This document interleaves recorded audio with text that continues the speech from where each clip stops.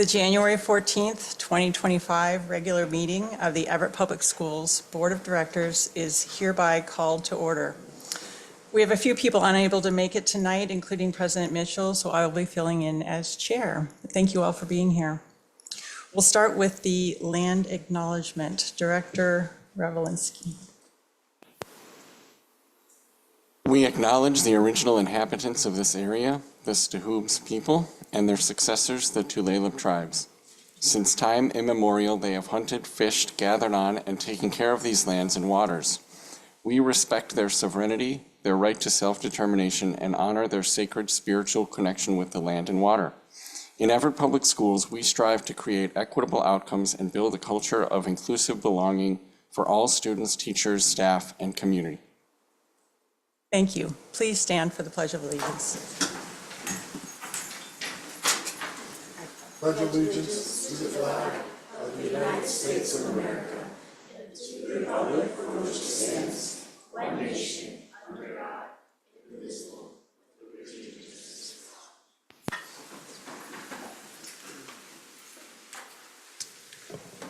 Will the secretary please call roll? President Mitchell, Vice President Herman, Present. Director Revelinsky, Present. Director Mason, Director Adkins, Present. Student Representative Kink, Present. Student Representative Covarrubias. Thank you. Section 5.0, adoption of the agenda. Dr. Salzman, were there any changes to the agenda after it was published? Not at this time, Madam Vice Chair. There have been no changes to the agenda. Thank you. Is there any objection to the meeting agenda being adopted by general consent?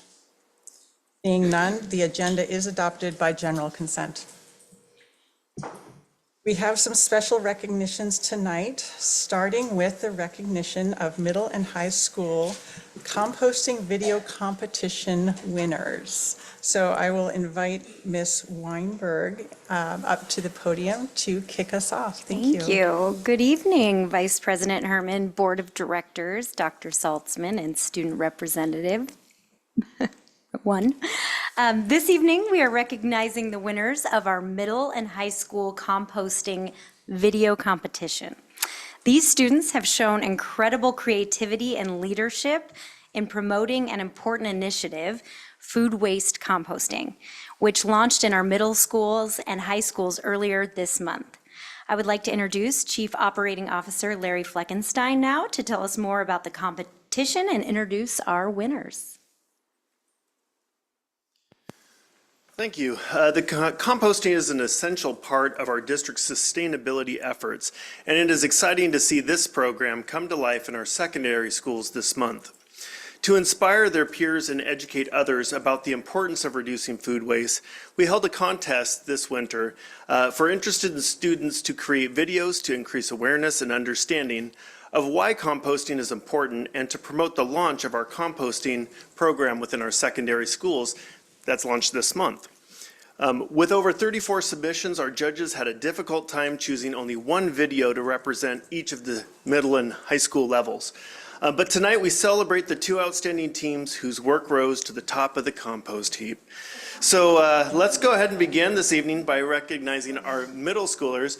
And I just want to tell everybody in the audience and to our board and Superintendent Sullivan, the uniqueness of these videos shines through the personalities of the age of the group of students who created it, which to me, I love. So to begin, if I could have our middle school students from Gateway Middle School, please just kind of join me right here to be recognized.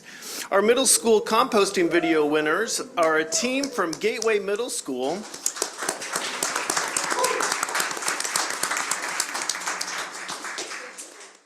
I get to see in person, not just the video now. And I would like to invite up to the podium behind me, if you could just give a little wave when I say your name, Evelyn Kissinger,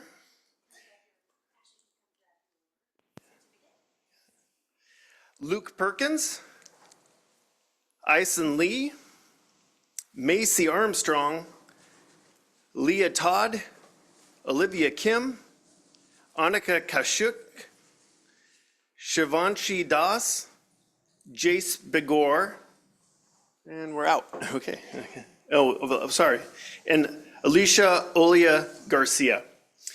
So, students, you can either look that way or down to that screen there to watch the video, and then we'll do photos.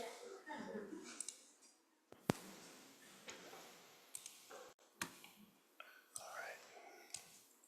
Does it look familiar? Okay.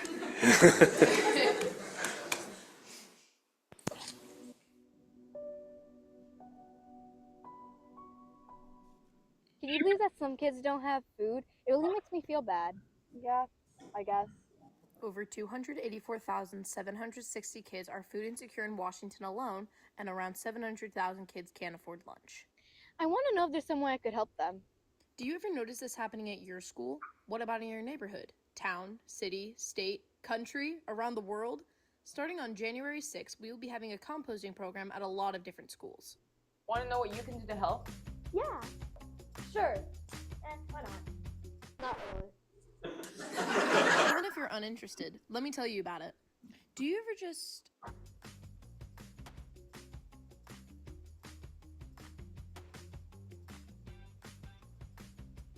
So what happened was... drop something because you can't hold on to it? Instead of wasting it, put it in the brand new share box. After you're done with lunch, you can drop it there for someone else to eat and you won't have snacks lying around. What's that supposed to be? I don't know, but it's full of soapy water. That would be the silverware tub. Who said that? Whoops, I forgot to pause you. What does that mean? Ah, sweet silence. As I was saying, the silverware tub is pretty straightforward. Once you're done with your lunch, put all the metal silverware in the tub and throw the plastic silverware in the trash.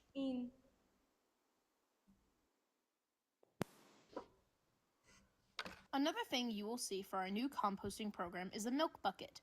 Did not have enough time to finish your already opened milk? Pour the milk into the milk bucket, then throw your milk carton into the recycling bin. Wait, why are there multiple trash cans? These 3 bins you see here are the recycling bin, the trash bin, and the compost bin. Each bin will have a sign on it that says what is supposed to be thrown where, so make sure you read them. Throw things like paper and cardboard into the recycling bin, wrappers into the trash can, and apple cores into the compost bins. I'm so glad we could help out. Yeah, it was pretty simple too. I still don't get why we can't just put everything in one trash can. I guess some people just don't get it. Did you know that the food you throw away at lunch can help create healthy? All right, let's give them a round of applause. Yeah.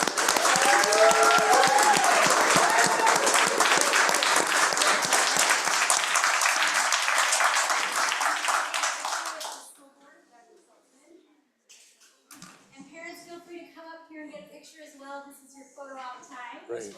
Wasn't that great? Right? So everyone just keep smiling. That's your job.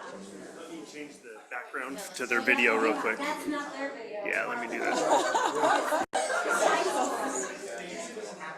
We're going to put your video. Where did it go?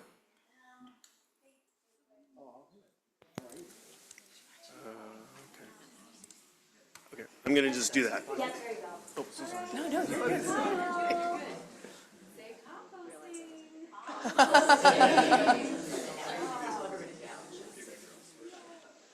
Make sure, stay right there. We still got parents smiling. Keep doing the same thing, everybody.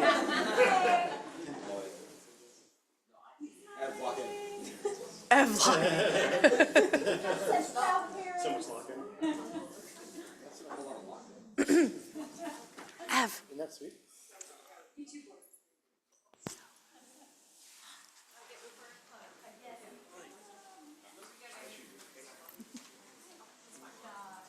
All right. Great job, great job.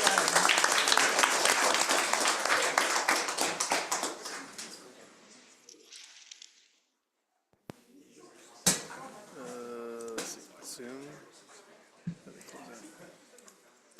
Thank you. All right, now let's go ahead and recognize our high school composting video winners from Jackson High School. I would like to invite up to the podium to be recognized Justin Lumbob, Adam Gada, Jaden Nguyen, and Jonathan Yim. Come on up.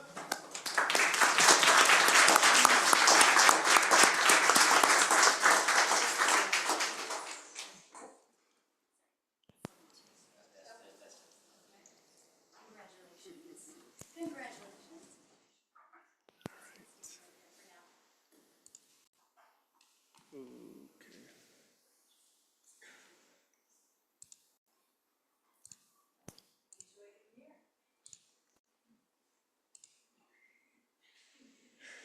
Very high school, guys. Very high school. Did you know that the food you throw away at lunch can help create healthy soil and reduce pollution? That's why Everett Public Schools is introducing compost bins in our cafeterias. We are going to show you why composting is important and how you can make a difference by sorting your lunchroom waste correctly. Composting is a natural process where organic matter, such as fruit and vegetable scraps, decomposes and fertilizes the soil with nutrients plants need, such as nitrogen, phosphorus, potassium, and water. This provides a lot of benefits. It improves soil health, promotes plant growth, conserves water, reduces waste, and combats climate change. Right now, a lot of the waste we throw away ends up in landfills. Huge piles of trash that take up tons of space and pollute the environment. Landfills don't decompose quickly, but as they decompose, they release harmful greenhouse gases, such as methane, into the atmosphere, driving global climate change. But there's a better way! At our school, we can sort our waste into 3 simple categories: compost, recycling, and landfill. Let's break it down. In the compost bin, we put in not only fruit and vegetable scraps, but also paper napkins, paper plates, and paper cups, as those items tend to have food residue on them. These items break down easily and provide nutrients to the soil. Don't throw meat, fish, bones, dairy products, or cooked food into the compost bin, as they attract animals and can't fully decompose at school. Next, we actually have 2 types of recycling bins, one for cans and bottles, and another for cardboard and paper. Make sure to read the label on that recycling bin before you throw your soda can in there. These materials can be reused to create new products. And here's the landfill bin. We only use this for items that can't be composted or recycled, like plastic bags or styrofoam containers. The goal is to keep this bin as empty as possible, so let's make sure we're composting and recycling as much as we can. It's easy. Just think about where each item belongs, compost, recycle, or landfill, and toss it accordingly. By doing this, we can reduce waste, help our plants grow, and fight climate change, among other benefits. So, what are you waiting for? Small actions can lead to big changes. Let's compost and recycle together to keep our school waste-free and our planet healthy.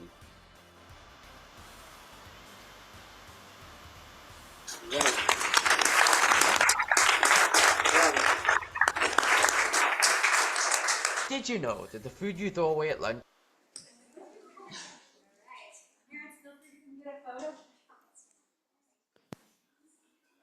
Great job, guys, great job.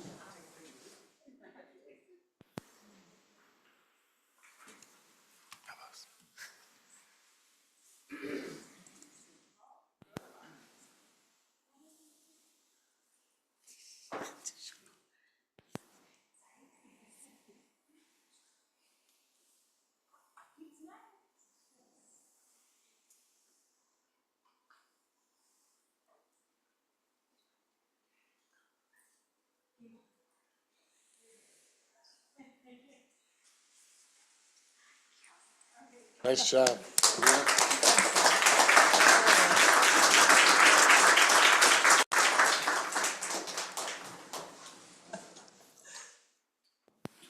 Those are fantastic. Thank you, Ms. Weinberg. Yeah. More? Can we do some more, please? Yes, more recognition. So we're proud to recognize also tonight Nicole Dibble, art teacher at Madison Elementary School, for receiving the prestigious Washington State Museum Art Educator Award. I invite Chief Academic Officer Dr. Shelley Bowden now to say a few words and present Nicole with her certificate of recognition. Thank you very much. Good evening, Vice President Herman, Board of Directors, and Dr. Salzman. It is my honor this evening to recognize Nicole Dibble, an art teacher at Madison Elementary, who has been honored with the Washington State Museum Art Educator of the Year Award. Ms. Dibble received this recognition at the annual Washington Art Education Association, or the WAEA conference, that was held in early November this year at Central Washington University in Ellensburg. The awards ceremony was a highlight of the WAEA conference, bringing together art educators from across the state to celebrate the achievements and collaborate on innovative teaching practices. Nicole was one of 10 dedicated art teachers from Everett Public Schools who participated in this year's conference, but she was just one of 7 art educators of the year that were honored across Washington State. Ms. Dibble's recognition highlights her outstanding contributions to arts education, particularly as the art education director at the Shack Art Center. In the 2023-24 school year, She served as the lead for the Art Sparks program, which is an art program that's designed for preschool-aged children, providing some of our youngest learners with hands-on experiences and exposure to different art media. She also supervised the Art and Friendship Club, where small groups of students work with highly experienced Shack art teachers alongside our wonderful school counselors, focusing on working together, expressing emotions and feelings through art, and developing positive relationships with others. Students are exposed to various art media, artists, and making art experiences, and they learn art skills and techniques and create several art projects during their club time. So thanks to our partnership between the Shack Art Center and Everett Public Schools, these programs have provided students with really enriching experiences in the visual arts. Our P12 Visual and Performing Arts Facilitator, Tammy Kaufman, shared this about Nicole. She is a passionate visual arts teacher and an advocate dedicated to nurturing creativity in our youngest students. With a gentle approach, she teaches them how to explore art materials, fostering both success and artistic expression. Last year, Nicole contributed her talents at the Shack Art Center, but she now serves as the visual arts teacher at Madison Elementary. And in this role, we benefit because she continues to significantly impact her students' lives, championing creativity and the integration of art across the curriculum. So we are thrilled to have Nicole as a valued member of the Everett Public Schools art team. Nicole Dibble, on behalf of Everett Public Schools, we congratulate you on this well-deserved recognition and want to thank you for your continued dedication to nurturing students' artistic expression. Nicole is joined here tonight with her family, and if they would like to come up, we'd like to honor you and get a photo with the board. So thank you.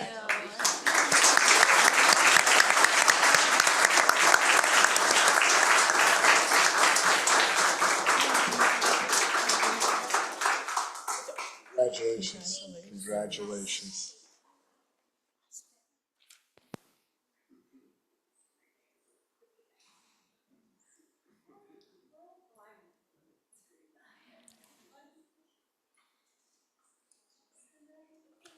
Well deserved. Congratulations, Nicole. Thank you so much.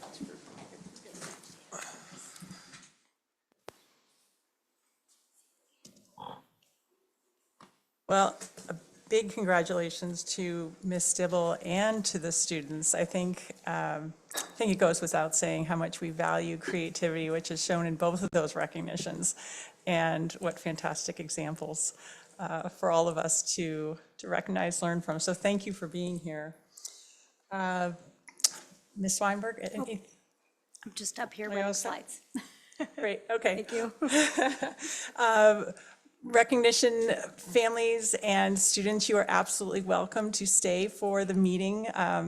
It's not uncommon, though, if you would like to go and enjoy the rest of your evening, but know that you are welcome. But we will continue on with the agenda. Section 7.0 is the superintendent's report. And Dr. Salzman, I'll be turning it over to you. Thank you, Madam Vice President Herman, Board of Directors, and the public this evening. Again, congratulations to our students and to our awesome art teacher. Thank you so much for coming this evening, and continue composting. All right. I'd like to give our public an update on inclement weather. As you can see that it's getting a little colder out, and I want to just give you an update of what we do in the winter and how we prepare, because I don't think many folks know out there. So tonight I'm going to give you a background of that. I'm going to share with our community how we approach the decisions when there is a forecast for inclement weather. At the forefront of our decision-making process is also, and known to be, the safety of our students, staff, and families. That is the first priority. It is a collaborative decision-making progress. Our approach to inclement weather decision-making involves 4 critical steps: weather monitoring, coordination, early morning assessments, and I do mean early morning assessments, and timely communication to our public. When it comes to monitoring the weather forecasts, we rely on the trusted sources like the National Weather Service, in addition to our local weather forecasts, to track the evolving conditions. We monitor for snow, ice, and wind. Coordination is the key. The superintendent's office works closely with our operations staff, led by Larry Fleckenstein, who then provide critical updates on facilities, transportation, and safety. We also stay in touch with our neighboring school districts to share insights and support. At approximately 3:30 a.m., our team is out on the roads, and I want to reiterate that to our public. This amazing team is out on the roads. This hands-on assessment is very important. It helps us evaluate the real-time safety of the main roads, neighborhood streets, school parking lots, and walkways. After this step in our process, I discuss with the operational staff and the cabinet the current conditions to make the final decision to have a 2-hour late start, to close schools, or operate in a regular schedule. Those are the 3 decisions that I make with my team as superintendent, okay? These decisions are made based on safety and can be difficult because our district is so long. Conditions can vary greatly from one part of the district to another part of the district. But we do take our time assessing this, and we go over it and over it so we can make the call at a certain time in the morning to involve our community. These changes can happen, and they could also rapidly change. The conditions we see at 3:30 in the morning can get better or worse very quickly by 7 a.m., or they can change in part of the districts, in other parts of the districts. We have to make a very decision that impacts everybody. Because of bus schedules and routes, we need to make the call early for the entire district to do our best to keep students safe and staff safe. So this is when we make the call.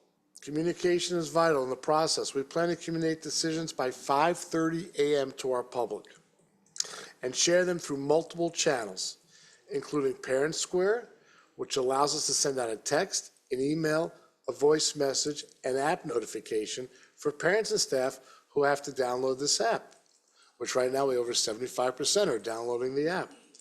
We also then share information on our district website, social media platforms, and with our local news outlets, so everybody is informed. These timely updates allow our families and staff to plan their day as early as possible. Again, let me reiterate to our public that safety is our top priority. These decisions are not taken lightly. We recognize these decisions impact families and respect that each household may make different choices based on their unique circumstances and the roads in their community. So I just want to give you an overview of this process because I don't know if many people know it. It certainly doesn't happen in a minute or two or with a phone call or two. We begin this at 3:30 a.m. and we make sure it's the best decision for everybody in the school district. Thank you for that part. I also would like to share this evening, and we'll hear about it at the next board meeting, but January is School Board Appreciation Month. I want to thank our Everett Public School Board directors for their commitment to student success and service to our community. You do all an amazing job. We will officially recognize our board with a celebration at the next board meeting on January 28th. I'd like to respectfully submit my superintendent's report this evening to our board of directors. Thank you. We appreciate it. Thank you, Dr. Salzman. Section 8.0 board comments. If we could start with Director Revelinsky tonight. Okay. Well, I feel like I was particularly busy since we last got together. We had a wonderful community leaders presentation where we talked about all the good that's happening in the district. I really enjoyed the instructional review at Penny Creek to witness school leadership in action, to hear about how they focus on areas that are particularly important in terms of growth is always a pleasure. We met with Representatives Cortez and Fossey at North Middle School, and I feel like they were very receptive to our legislative priorities. I thought it was an excellent meeting before the beginning of the session. I got to enjoy the Gold Transition Christmas party, or the holiday party, I mean, and just seeing, sorry, I'm just so overcome with all the positive things happening in the district. I don't mean to just go through this litany of awesome events, but there's just so many. It was incredible to see these kids that are transitioning out of Everett Public Schools. And then finally, this past weekend, I attended the WASDA Legislative Conference, which was also very informative. We talked a lot about the big three, which are special education funding, MSOC funding, and transportation funding.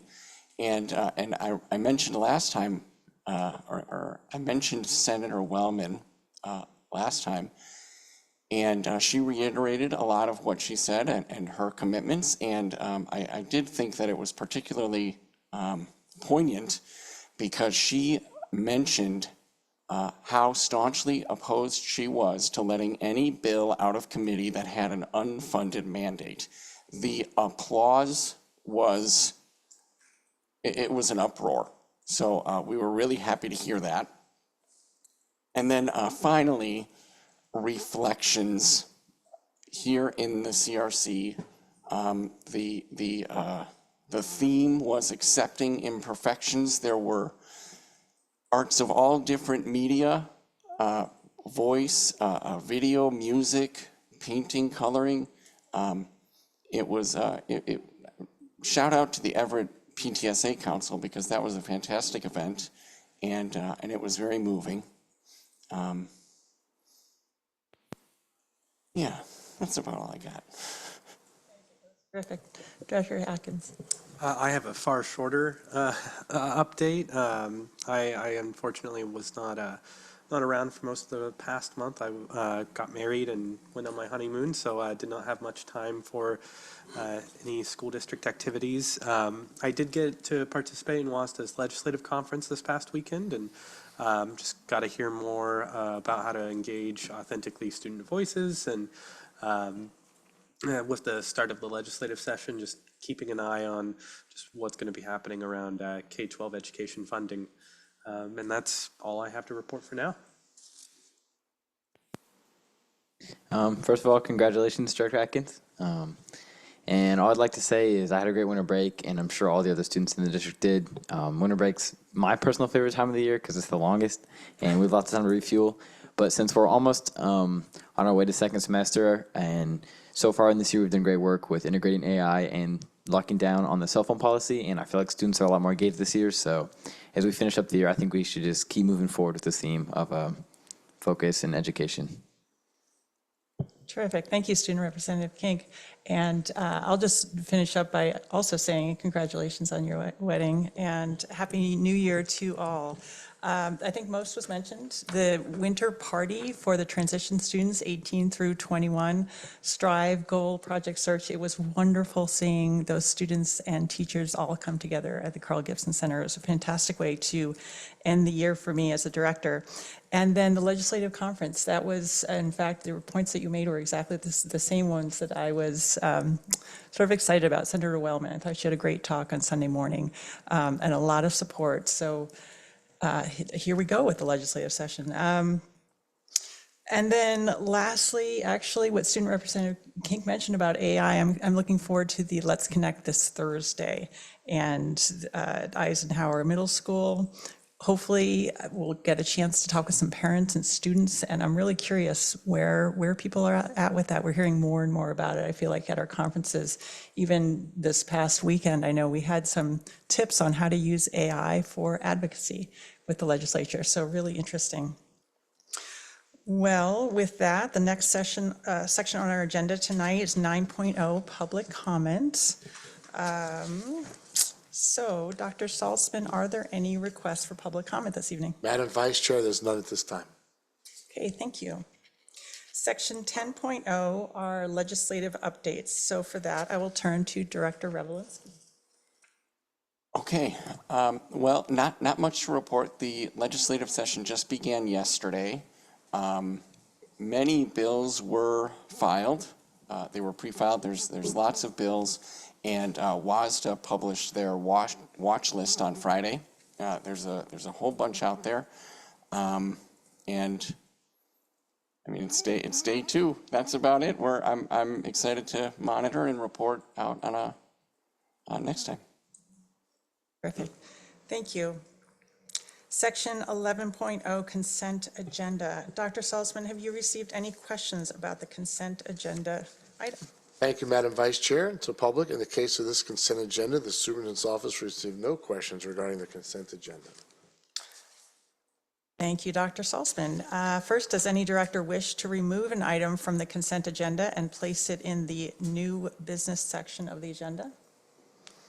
Is there any objection to adopting the consent agenda by general consent? Seeing none, the consent agenda is approved by general consent. So that moves us on to section 12.0, strategic progress monitoring. And we have two items tonight.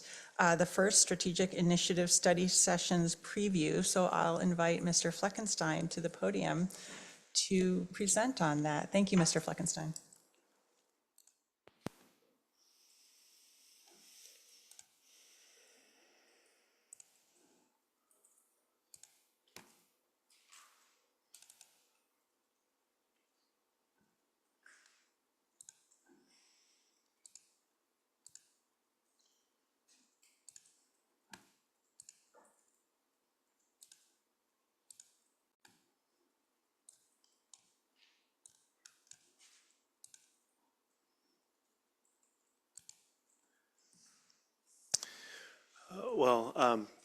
Vice President Herman, Board of Directors, Superintendent Salzman, and Student Representative, good evening and thank you. I'd like to take an opportunity this evening to provide a preview of the strategic plan board workshops that will begin just next week. The objective of this presentation is to provide an overview for the board and our public of our strategic plan and the work that is going to be presented that is in progress and our updates towards meeting and operationalizing those 9 objectives. For the public, we have 4 study sessions that our initiative owners will be sharing with the board their presentations on the work to date, celebrations, and progress. Each of these has 2 to 3 presentations within each board workshop, and they conclude in May. There are 27 total strategic plan initiatives in our plan. 12 of those 27 initiatives are operational, so we're just about halfway to operationalizing the entire plan. This year, we have 9 active strategic plan initiatives, and that is what will be presented in those board workshops. And then 1 initiative has yet to still be launched for this plan.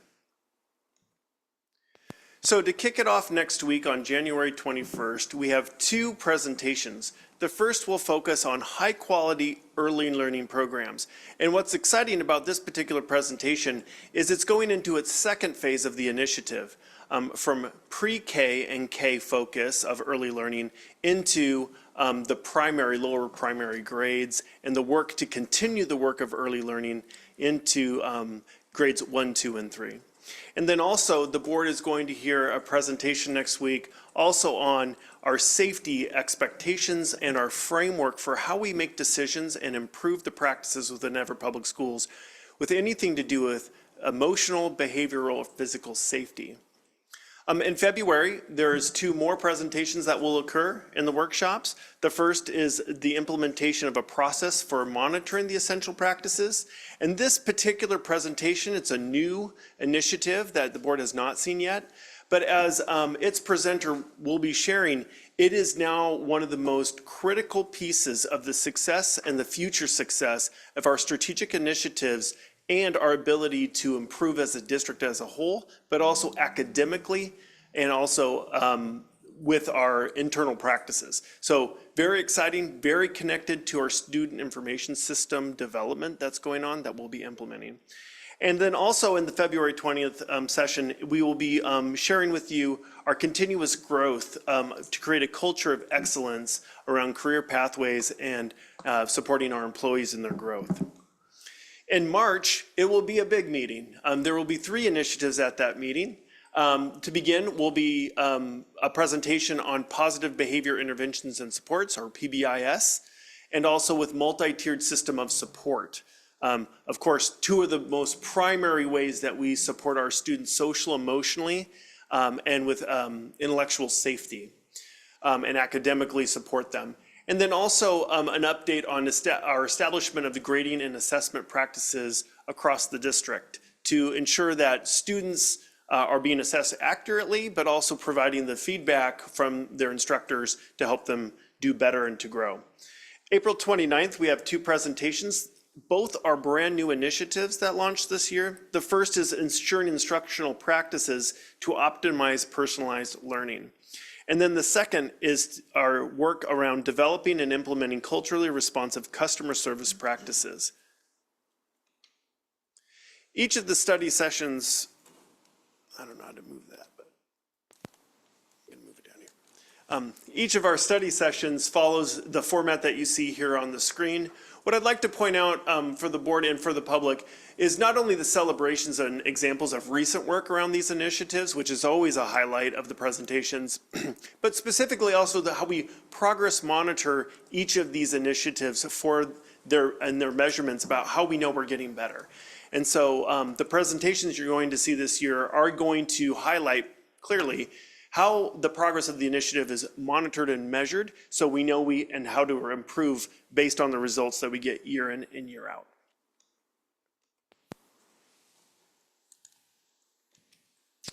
Looking ahead, we are just embarking this month on an 18-month process to begin the extension of our strategic plan. Our particular themes and objectives within the strategic plan, our vision and our mission, are solid.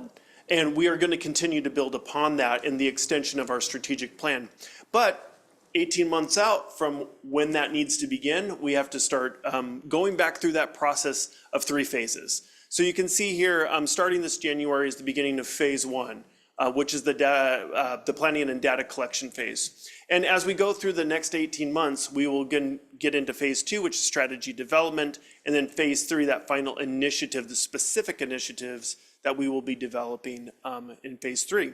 The launch of that actually is the development stage next year. It launches the year after in 2026-27, and then we will then have to start preparing for, according to board policy, every 10 years, a complete strategic plan refresh within the district. And I thank you for your time. Thank you very much. Questions from Student Representative Kink or directors? Terrific. I think we're looking forward to that, all these study sessions to really do a deeper dive on these topics. And I appreciate that on our website, the schedule has links to previous presentations. And I know that I've used that when people have asked what's Everett Public Schools doing in this particular area, and I can refer that to them and they can do their own deeper dive. So it's a terrific resource for the public. But thank you. Thank you. Okay, so next up is the Instructional Review Summary 2024 with Dr. Scott. Thank you.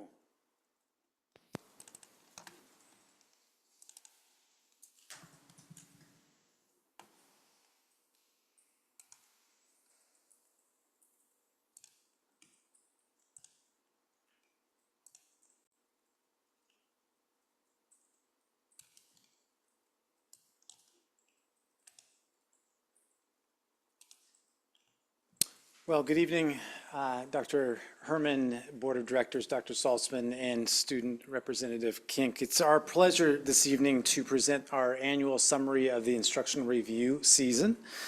And what we want to specifically accomplish tonight is we want to provide you and the community with key takeaways, themes, through lines from the 2024 instructional review season. We're going to be using IR as the abbreviation for the instructional reviews throughout the presentation. The IR season includes 27 schools and spans from late September to mid-December. Tonight's agenda offers a brief summary of the purpose of and the structure of IRs, how that structure is a connected part of our strategic plan and continuous improvement process. We're going to provide a thematic summary of the GLOWs, which are the highlights of things, practices, best practices that we want to take to scale across the school and across the system, as well as most commonly identified areas in need of improvement, which we affectionately call GROWs. So it's a very constructive and productive process. We're also so grateful to have the principal of Garfield Elementary this evening, Kathy Stillwell, who's here tonight to help spotlight best practices that are scalable across schools. And we'll also spotlight professional learning that is representative of systems level supports. Finally, we'll look at how actions within the IR helps us affirm that we're on the right track across the system, that we're aligned with strategic priorities, we're contributing to priority student outcomes, and we're overall improving instructional practice. So why do we invest in instructional reviews every fall among every school? We do it for several reasons here. One is to ensure that each child has equitable access to powerful learning no matter what classroom that they're in. We do it to build skills and capacity of team members by coming to a common understanding of effective practices and how to support them. And thirdly, we do it to support ongoing instructional improvement in schools through collaborative adult learning. We know you have familiarity over the IR components, but for the context and the benefit of the community, we'll briefly review them here. So IRs begin with a review of student academic and social emotional and perceptual data with a specific focus on real-time diagnostic assessment, as well as a deeper dive into key student improvement plan actions. We also do learning walks, and on average, small groups visit about 4 classrooms each. And this season, we visited over 300 classrooms. So that's quite a significant sample size across the system. We engage in a collaborative team approach, debriefing the GLOWs, which I described before. These are celebrations. These are things that we want to consistently see applied, scaled, and aligned, and what we know is high-quality Tier 1 instruction across the system, along with a collaborative debrief of those GLOWs, those lands of opportunity, areas the entire group agrees needs additional time and support and development. The school team then briefly huddles to unpack this collaborative feedback and then develops the beginnings of an IR action plan, which represents a drill down of critical practices to reinvest and act upon.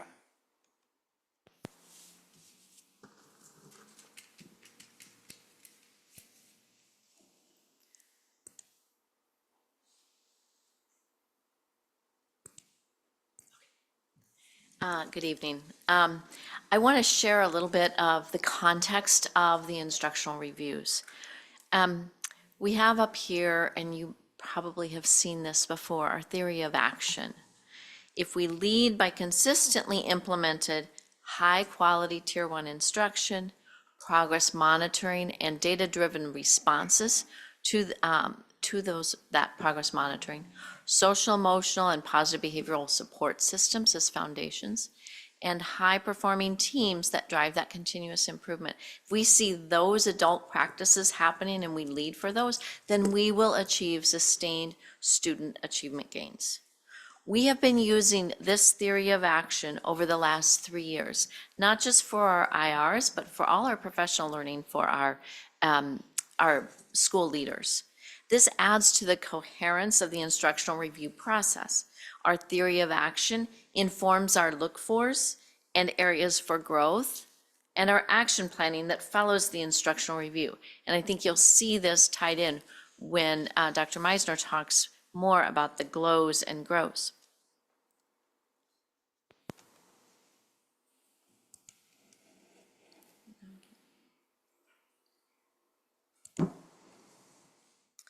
So the instructional review is part of an entire cycle of school and system improvement. We start with developing a school improvement plan, which you see at the top of this never-ending cycle. This year in particular, we asked school leaders to identify not just 1-year goals, but 3-year goals. We asked them to identify big, audacious goals that they want to accomplish by the year 2027. And then we asked them to develop a plan to get there, specifically in more detail, develop the 1-year plan for this year, what needs to happen this year in order for us and for your school to achieve that big audacious goal by 2027. So as the schools, their school leaders, the school instructional leadership team, and the principals monitor the school improvement plan as they implement and monitor that, they also then in the fall begin to plan the instructional review. From the feedback received and based on their team's input, they develop a focused IR action plan, which is also implemented and monitored as areas of special focus within the school improvement plan. So think of it as kind of nested within there. What do we need to focus on now? In my experience, the feedback received in IRs and the subsequently developed action plan align with the school improvement actions already in place. I didn't see any evidence at all of a school presenting their IR action plan and then people giving feedback that says you need to shift and move over here. It's like, do what you're doing, tighten it here. And the principals, the instructional coaches and everybody else that was there, when I would see feedback from the team there, I would see a lot of nodding. Yep, that's where we're going next. Yes, that is indeed the next step. So then in that instructional review action plan, they give it more focus, it's more refined and specific. And the focus is really on the adult practices. What leadership practices and instructional practices need to change, need to sharpen, so that we can change and improve outcomes for students. And note that the arrows in this diagram don't stop.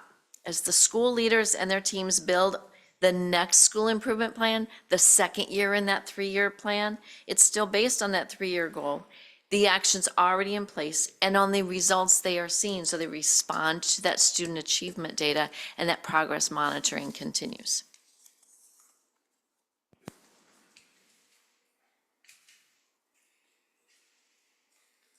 Okay, I'm going to talk about some trends, the synthesis. So Dr. Scott mentioned 27 schools. Each of the presentations had robust data presented and about 300 classrooms visited. So kind of what are the themes? And I get to share those for GLOWs and GROWs across those schools. First, to reiterate what Dr. Wood shared, we do see similarities across schools.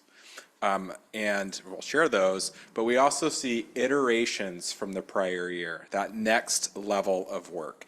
We believe that's evidence of our continuous improvement model taking root, but more than that, it's the strategic plan serving as the blueprint and the anchor that's providing coherence for schools to guide their learning versus a much more fragmented, distractible approach. So our strategic plan is really helping schools to guide their school improvement plans and their journey. So with the GLOWs, what were some of the themes? So our plan includes, at first, strong Tier 1 instruction. We observed that. So each of you were in some of the instructional reviews, so I'll try and paint a visual picture. You can see clear learning targets in the classrooms so that students know what they're supposed to be focusing on.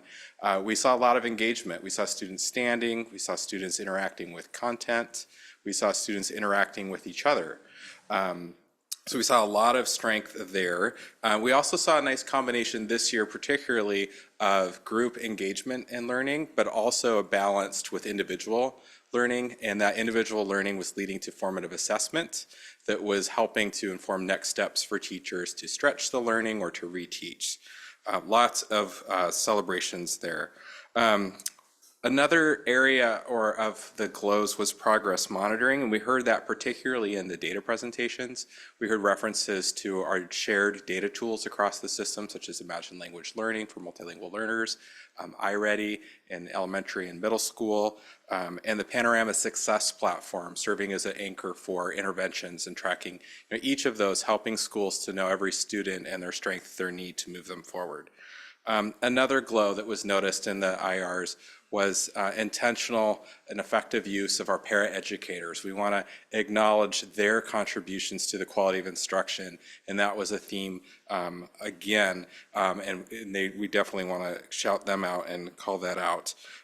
We also saw strong PBIS, positive behavior intervention and supports, particularly in those common areas, but also within schools. We saw increasing use of ruler and other environmental factors to help students feel connected with each other and safe in the classroom.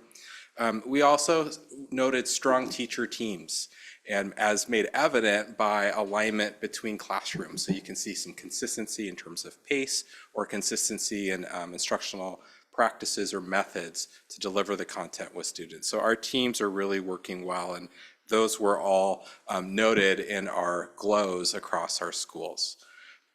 So much to celebrate. We also want to name what were some of the common growths. And what I will, as I noted, or we have noted, there's iterations from common priorities from the past. So to start, our continued focus to increasingly serve our multilingual learners. Just to note, we are working from a place of strength here. Our multilingual learners outperform the state, and we are proud of that, but not satisfied, and so we are continuing to move forward. So what does that mean? So what we're really working with our multilingual learners to support their instruction, a lot of the IR action plans noted something along these lines. So increasing teachers' assessment fluency or knowledge of the WIDA, which is an assessment of language acquisition. Helping teachers across content areas, not just our multilingual learners, to know it.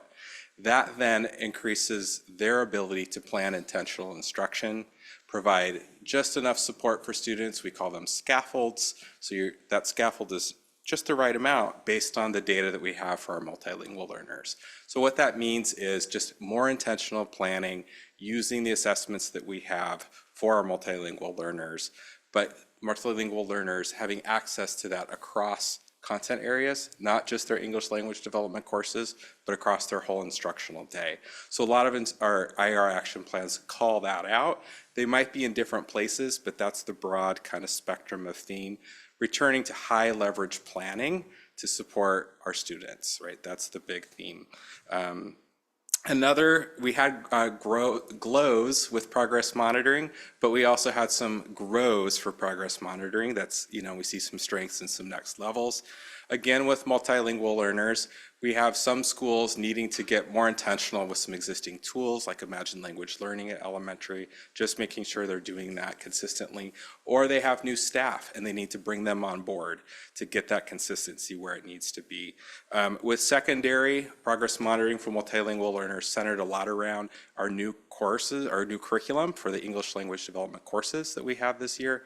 But also helping our multilingual learners who are not in those courses based on their level and making sure we're tracking them. So we're talking about just developing some shared data tools to work on that. So you see that theme showing up in IR action plans as well. Again, working from strength. And another iteration on that was how do we take the data that we have and integrate it more intentionally into our teacher teams or professional learning communities? How does our ILT, our school leadership team, become more fluent and review that data to inform their decision making as well? So that's kind of a summation of multilingual learners. Another area is math.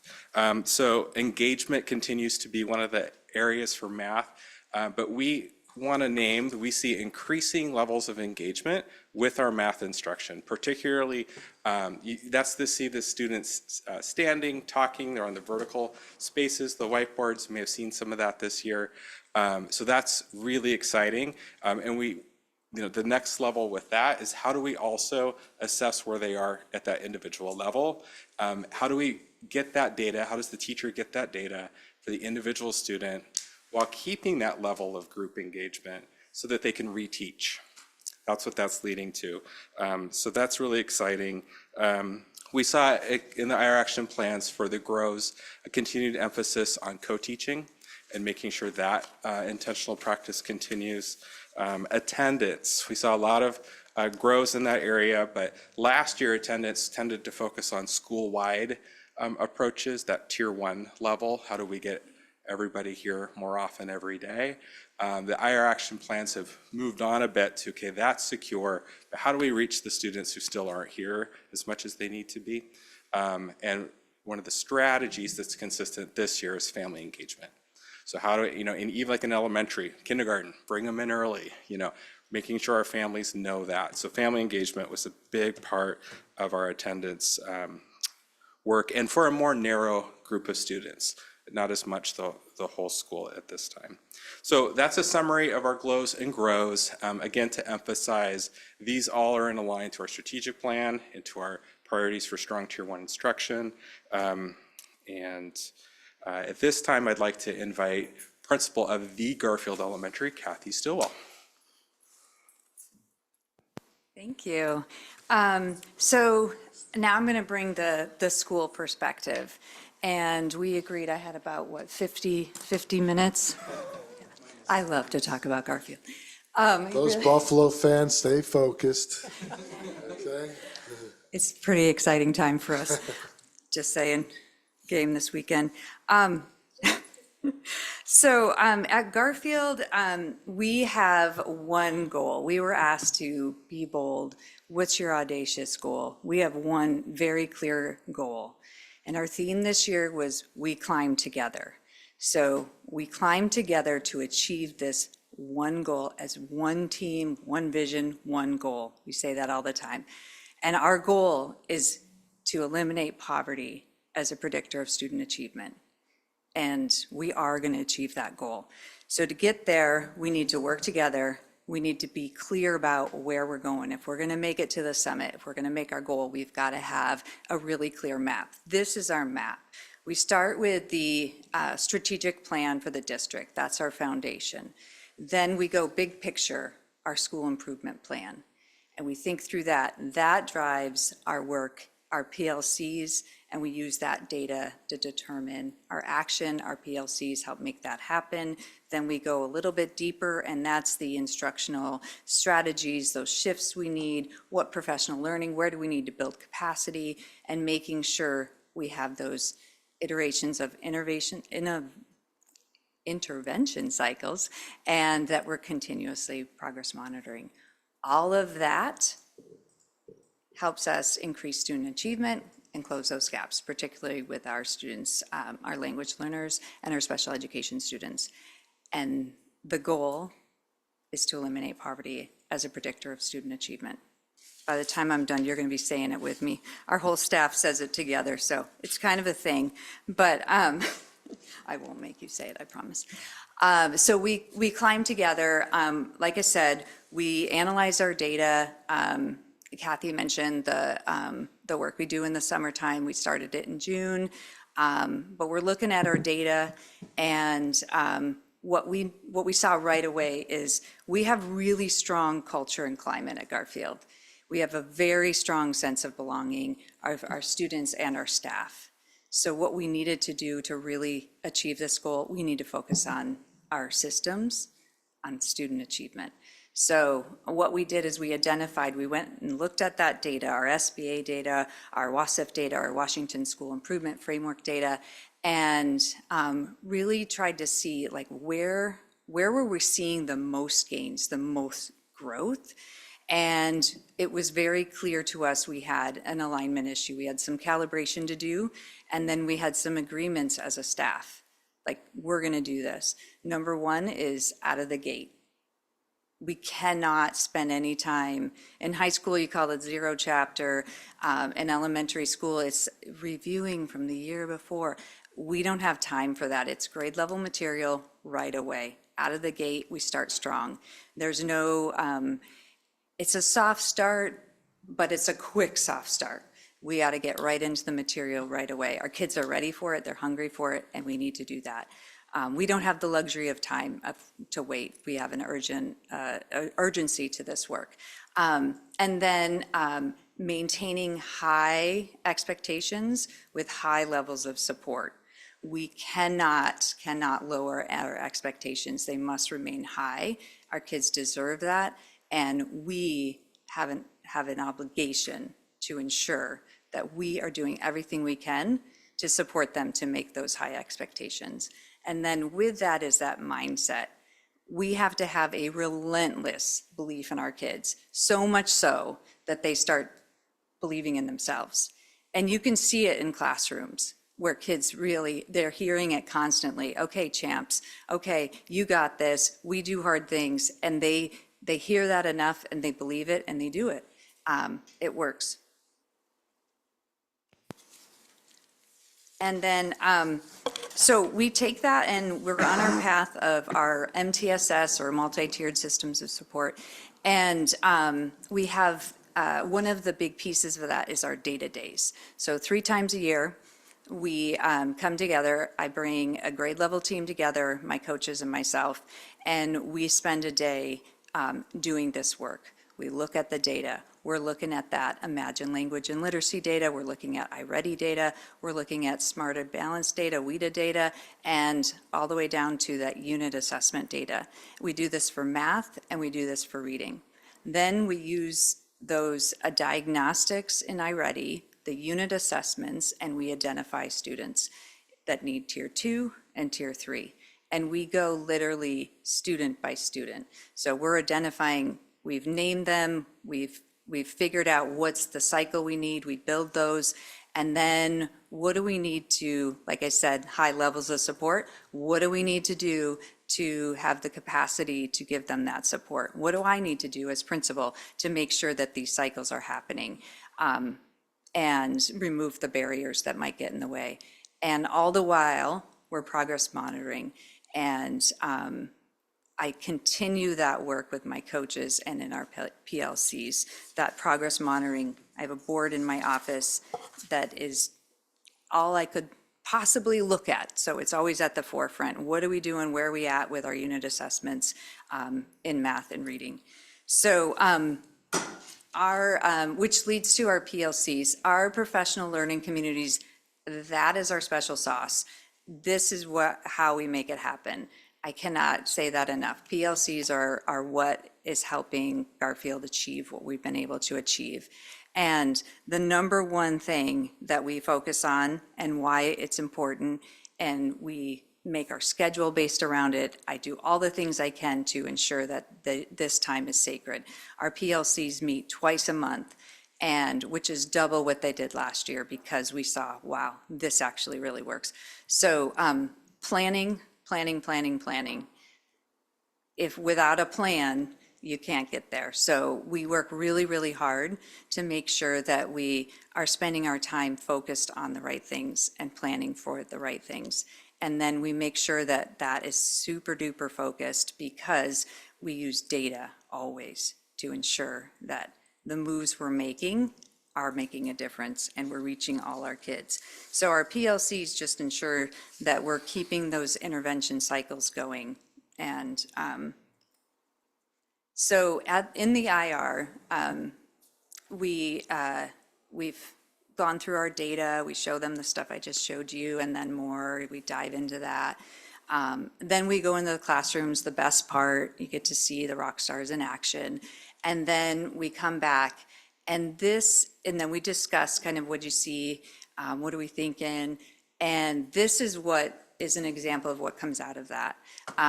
We come up with our 3 big rocks, and these action plans are just that. It's all about the action. This is not some compliance thing that we just come up with and then, I turn it in. It's a living, breathing document. This is at every meeting, at every PLC. We're like, where are we at with this? Where are we at with that? And making sure that we're doing what we said we're going to do and what was identified as our high leverage strategies. So what we identified, and it wasn't a surprise, like has already been mentioned, we're on the right track. We just need to refine it. So refining our MTSS, really need to focus on that Tier 2 and making sure that we're efficient with our progress monitoring. Second, improve attendance. If they're not there, they can't learn, can't grow. Attendance. So yes, continue our robust Tier 1. Dr. Meisner mentioned that, yes, we have a solid Tier 1, but it's the Tier 2 that we can really make a difference for. And so we came up with ways to just actually really kind of beef that up.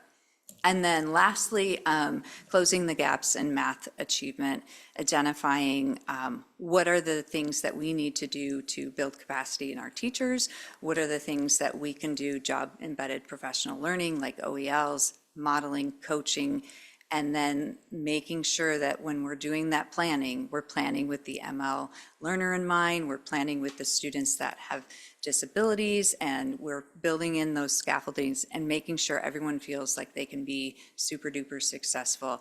And so this is the awesomeness of the IR, is that we come out of it with this action plan. We build 90-day plans from here, and we rock and roll. And that's how we're going to make and achieve our goal of eliminating poverty as a predictor of student achievement.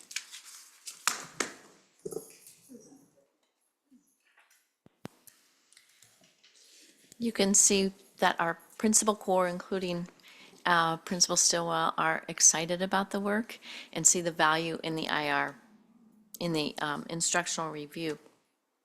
And you heard an example from Principal Stillwell of how the instructional review is planned, implemented, how it informs next steps. One of the things she talked about at the end was one of the goal of improving mathematics. And she talked about embedded professional development.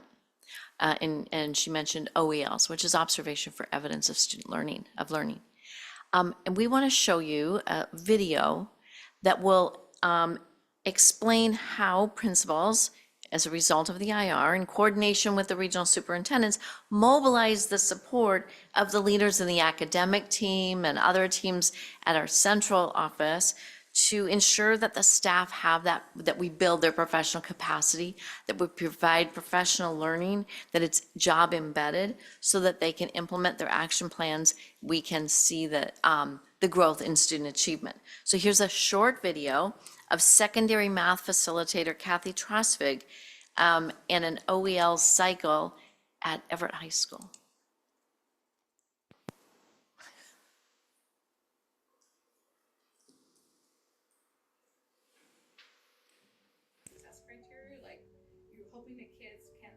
Equations. The kids are like, what's the difference between no solution and no real solution? Because technically, when it's a square root equal to a negative number, there's simply no solution. Okay, because it makes a difference, right? There are some on, you guys can look at the screen. Okay, so we're gonna try to deal with this. So how do we undo something that is being cube rooted?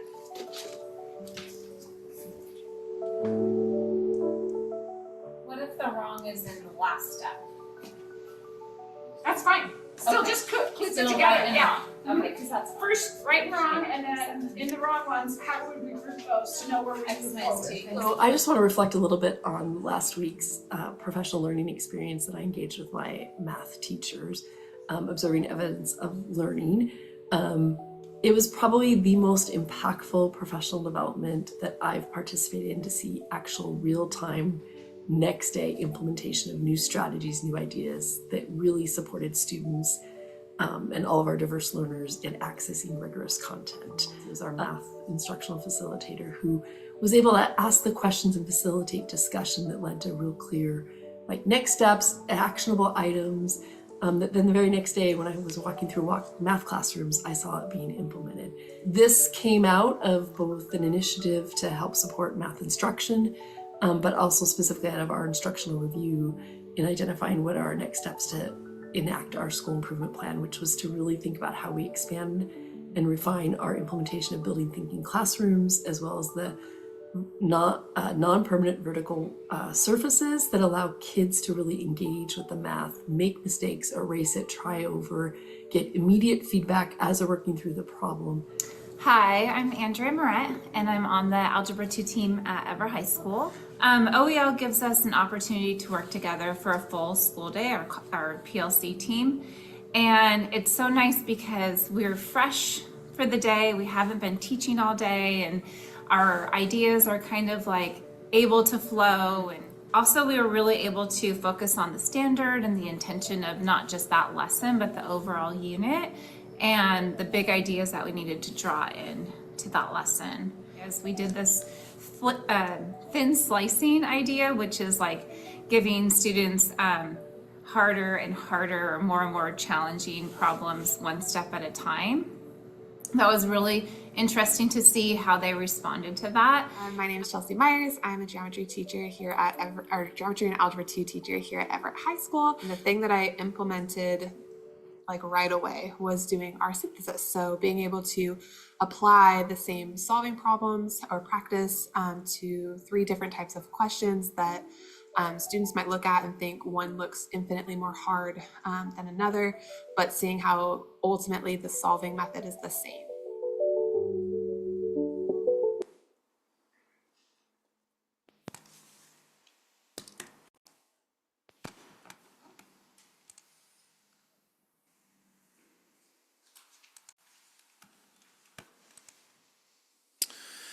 Okay, so in closing, in discussing next steps, I wanted to share with you an anecdote that actually comes from, and thank you to Kathy and all the powerful learning that Kathy described in her learning communities at Garfield. I wanted to share a few anecdotes from Whittier, and there are countless examples. These are just two and scratch the surface about the institutional learning across 27 IRs. But two things stood out at Whittier, and I think we're using them here because it's helpful because in representative of what we want to see as next steps.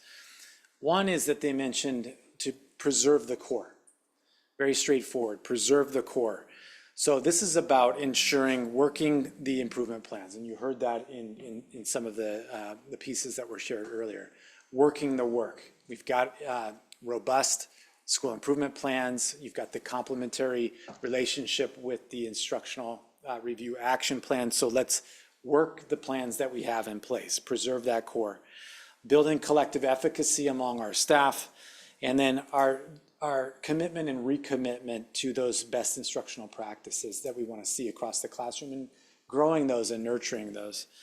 The second thing, in addition to preserving the core, was evolve the practices. And while that sounds simple, the evolution of practices requires something. It requires some reflection. It requires commitment to iterating. It requires reinvestment. It requires making the appropriate adjustments and knowing what course corrections to make. And that doesn't happen in a vacuum. That happens in the context of the collaborative relationships in professional learning communities, on instructional leadership teams, in the school at large. And that's why some of those themes that are established at the beginning of the year that carry forward the work. And there's some when we say clear is kind in this district, there's some value in having what we're working on every year be predictable, because teachers can then focus on that iteration, getting better every year. It's part of living out the continuous improvement process. And we saw that time and again, and that's something to celebrate across the system. So we started the presentation in the last bullet here on scaling up. This is one powerful way across the system to scale up instructional and leadership practice in real time, in the field, bringing that consultation to the field in an authentic way, in a constructive and collaborative way, and then sharing these processes publicly, right? And this is part of the reason why we know you had familiarity tonight with the process, and part of it is for the community to understand how we vet for and coach for and continue to invest in the best instructional practices, working the work, and looking for lands of opportunity to grow. So we thank you for that opportunity to share with you this annual presentation. We welcome your comments and questions. Thank you. Great presentation. And Principal Stilwell, thank you for being here tonight and sharing your experience with us. I'm going to turn first to directors, Student Representative Kink. Any questions or discussion that you would like to share? I just had written down a few notes. Just, I think for Garfield, it definitely came across urgency, high expectations, because as soon as you set those lower expectations, students will meet them. And so just really appreciative of the goal, and clearly your energy towards it. And I also made a note before the meeting, we had been talking about how quickly the year is going. And so to hear that there's more of a longer term 3-year goals just makes a lot of sense, because the year does go by very quickly, and to really make sustained changes and learning as a district and for teaching pools, it does take time. A lot of good information, and just really appreciate it. Okay, if there are no further questions, we will be moving on to the next section, section 13.0, information discussion. And here we have the first quarter financial update with Ms. Tress. While you're bringing that up, I'll say a quick thank you for also attending the conference this weekend. It's helpful as we're talking about legislative priorities and gaps in funding to have your CFO there to help answer questions.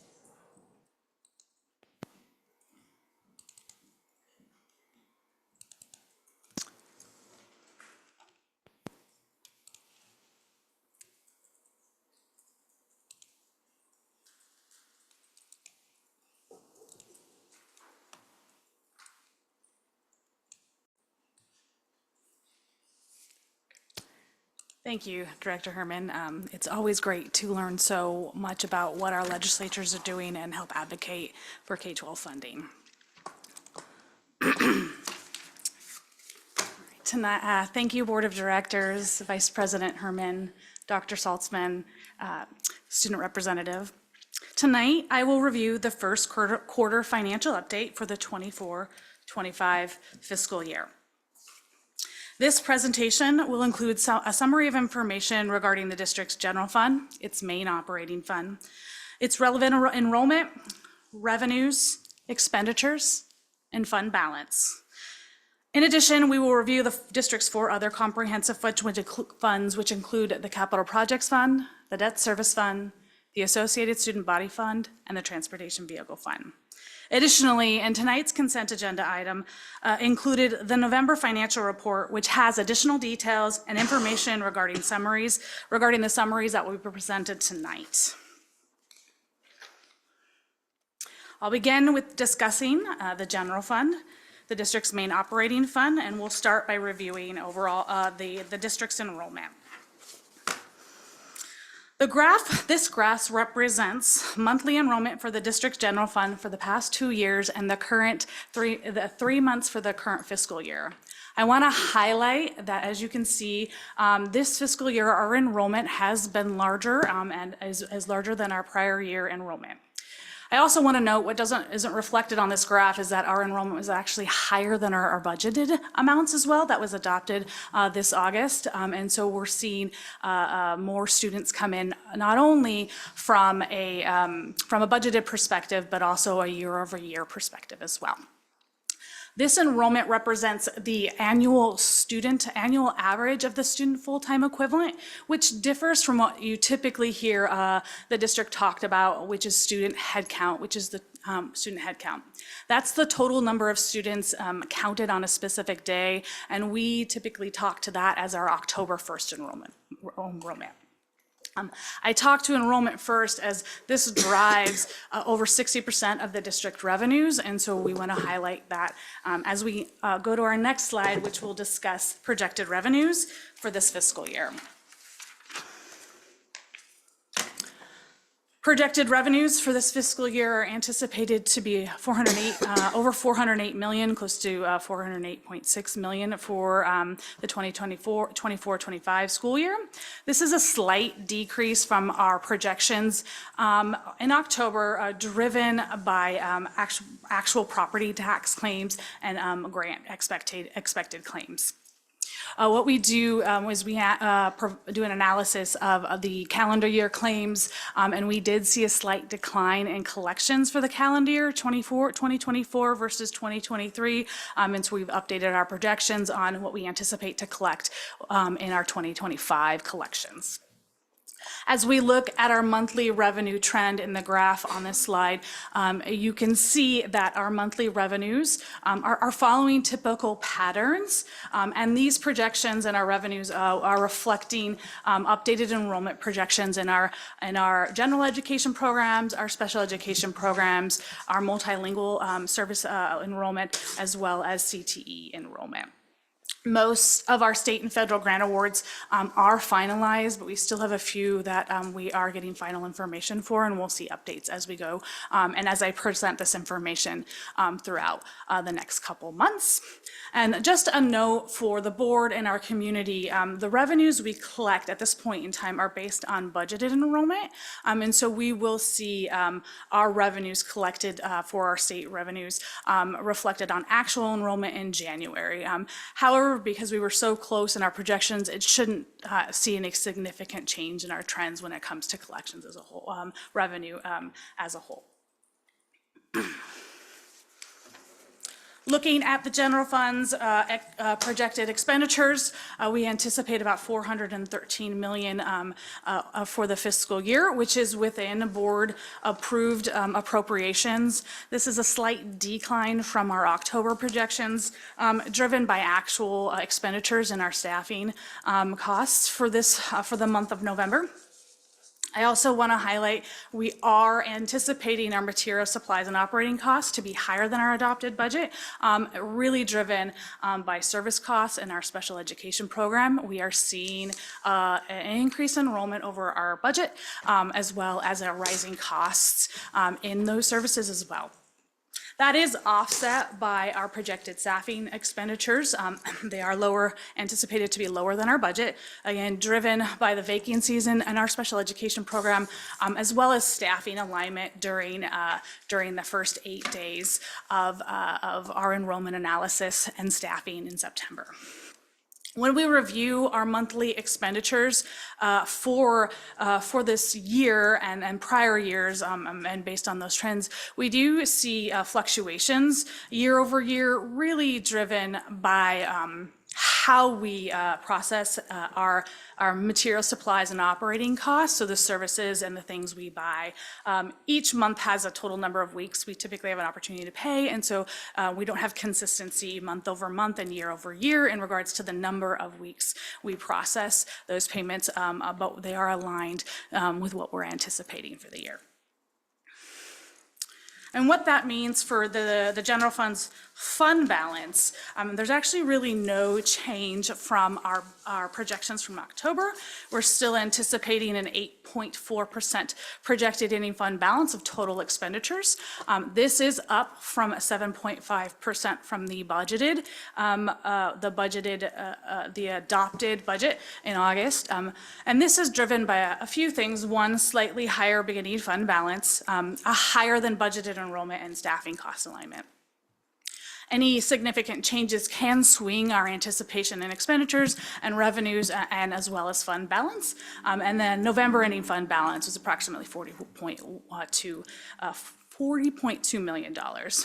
As you can see in the graph representing our fund balance for the prior 2 years, as well as for the 3 months of this fiscal year, you're seeing typical trends, a rise in our October due to significant property tax collections that our community approves, and then as we start to see spending of our overall expenditures throughout the year. Moving on to the district's 4 other comprehensive funds, I'll start with the district's Capital Projects Fund. The Capital Projects Fund supports major capital projects and technology projects. This includes replacements and modernizations of new buildings, device lifecycle management, building upgrades, and roofing projects.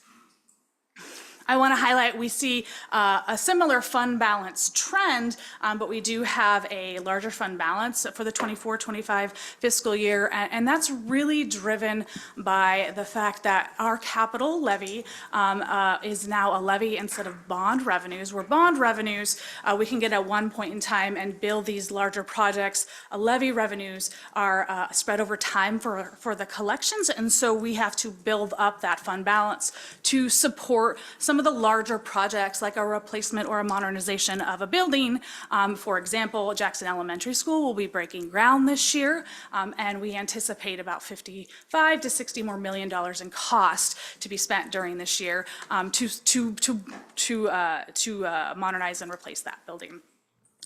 And so you will see similar trends to the general fund balance, where we'll see increases in October and increases in April because we collect the major sources of our revenues at that point in time, which is the voter-approved levy to support these projects that have been both approved by the board and in support from our community as well. And then we'll see that start to decline as we spend and create the buildings that we are working on from the levy. As we look to the debt service fund, this fund supports principal and interest payments from outstanding bond. Currently, we have no outstanding bonds approved to be issued at this point in time, but we do have a remaining debt from prior outstanding bonds of about $71.4 million. Again, this fund has seen a decline from prior years driven by the decline in our outstanding debt, and it is sufficient support to support our remaining principal and interest payments. This fund balance will also fluctuate based on our bond payment schedule. Looking to the Associated Student Body Fund, now this fund supports student clubs and activities and athletics. And again, we are seeing a trend for the fund balance for the Associated Student Body Fund represented on this graph that follows typical norms where we see in the first quarter of the year an increase in fund balance driven by the student activities. There's large fundraisers across all of our secondary schools, including ASB card sales, yearbook sales, and other fundraisers to drive the support of the activities the students have planned to do throughout the year, and allocations to their clubs and their athletics clubs. Looking to the Transportation Vehicle Fund, this fund supports district-owned vehicles. And you can see here the ending fund balance is about just under $500,000. It's pretty small for a district this size, and that's because the district actually contracts out its services. And so all of the majority of our operations are through the general fund, and so the revenues and expenditures are through that process. But we do own buses, and we do purchase buses through this fund, and in fact we have 2 buses on order and that we anticipate to receive in the next month or 2, and we do have room and ability to purchase another vehicle if there's a need, but that's kind of based on what transportation and the aging schedule of the vehicle. And we do anticipate to receive state revenues of about $379,000 for this year in this fund. Thank you. Thank you, Ms. Truss. Questions from directors, student representative? Any questions? Thanks so much. Also, thank you for explaining more the capital levy that we're working on and the difference. That's going to come up, I think, more as we start talking about levy versus bond. But I always appreciate your regular updates on this. Thanks so much. Thank you. Okay, that brings us to section 14.0, unfinished business, and there is none for this meeting. Section 15.0, new business. Tonight we have 4 policy revisions for consideration tonight. The first, policy 3409, and we have Mr. Fleckenstein to lead us through. Thank you. Well, thank you. And to begin this evening, I'd like to present policy 3409, students with disabilities, life-threatening allergies, asthma, and seizures. The proposed revisions comply with House Bill 1608 to expand access to anaphylaxis medications in schools. The intent of this law and our policy revisions is that undesignated epinephrine may be stored and made available to students who experience anaphylaxis on premises who have not already been prescribed this life-saving medication for use in emergency situations in our schools and on approved off-site excursions such as field trips. These revisions have been reviewed by legal counsel and the superintendent's cabinet prior to tonight's meeting. Terrific. Any questions or discussion? Okay. For the student advisory vote, I'll start with Student Representative Kink. Any objection to moving this to second reading? No. Directors, any objection to moving this on? Terrific. With no objection, we will move this policy revision to second reading. Next one, policy 3414. Policy 3414 revisions are provided this evening to update its terminology and provide general housekeeping based on recommendations from the Office of Superintendent of Public Instruction's Health Services Department. These particular revisions have been previously reviewed by legal counsel and the superintendent's cabinet. Thank you. Any questions from directors or student representative? Okay, starting with Student Representative Kink, any objection moving this on? No. Okay, and directors? With no objection, we will move this policy revision to second reading. Policy 3425. Policy 3425 revisions comply with Senate Bill 5804, which amended RCW 28A 210-390 to mandate that every public school implement an opioid overdose policy and to stock opioid reversal medication. And as the board may recall, previously, we've adopted this policy when that law passed. But these revisions also include compliance with RCW 6941095, which allows for any person now, including students, to lawfully possess, store, deliver, distribute, and administer an opioid overdose reversal medication. As a result, neither the district nor its schools will pursue a disciplinary action for students or personnel solely for the possession or in good faith administration of naloxone. Other additions include the use of an automated external defibrillator, or AED, for any instance of respiratory unrest, as well as also to expand storage options of naloxone, including stocking them in AEDs or other locations throughout campus. So right now, it's to be in, let's say, like the nurse's office in our stored location with other prescribed medications. The change in law now allows us to find secure environments throughout a building or a campus to have them more readily available should a situation occur where it need to be used, because not every instance happens near the main office. In addition to expanding their location on campus, the primary goal of these revisions presented this evening is to promote student safety and promote the preparations necessary to help keep our students safe. The proposed revisions to Policy 3425, opioid-related overdose reversal, have been reviewed by legal counsel and the superintendent's cabinet. Thank you, Mr. Fleckenstein. Questions, discussion? One thing that I had asked previously, naloxone, that is a generic of Narcan, is probably what people have heard of. That's correct. And allowing additional locations for that throughout the school. Obviously, all of this, similar to 3409, is hoping that this is never needed, but making sure that there's access in case, just being prepared. Absolutely. Okay, so with no questions or discussion, Student Representative Kink, any objections to moving this to a second reading? And directors? Okay, with no objection, we will move this policy revision to the second reading. And the last one we have is policy for tonight. Last one is 6600. Thank you. And finally, this evening, Policy 6600, transportation. These revisions are based on Senate Bill 5891, which aims to protect the safety and security of students and maintaining order within our school buses. The law now makes trespassing on a school bus a gross misdemeanor and criminal offense. These revisions have been reviewed by legal counsel and the superintendent's cabinet. Terrific, thank you. Any questions or discussion? Just out of curiosity, will this necessitate any changes to how field trip volunteers like parents get on buses? No.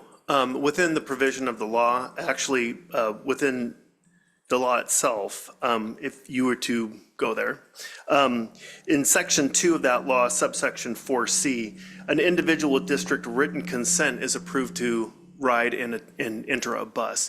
In this case, we have a consent form in our field trip policy that all chaperones fill out in advance, returning that back in receipt and confirmation of your participation by the organizing staff member. would provide you that written notification that allows you to be on the bus. Well said. Thank you. Any other questions? Okay, Student Representative Kink, any objection moving this forward? And directors? Okay, with no objection, we will move this policy revision to second reading. Thank you, Mr. Fleckenstein.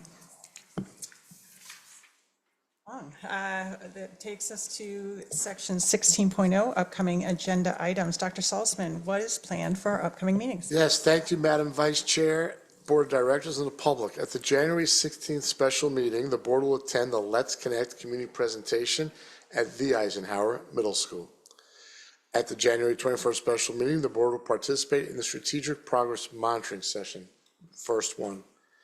On January 28th, at the regular January 20th regular meeting, the board agenda contains the following: a recognition for the core value champions for collaboration, a recognition for School Board Recognition Month, a spotlight presentation on our food and nutrition services, capital facilities update, the board annual regular meeting schedule for 2025-2026, and several policies for second reading.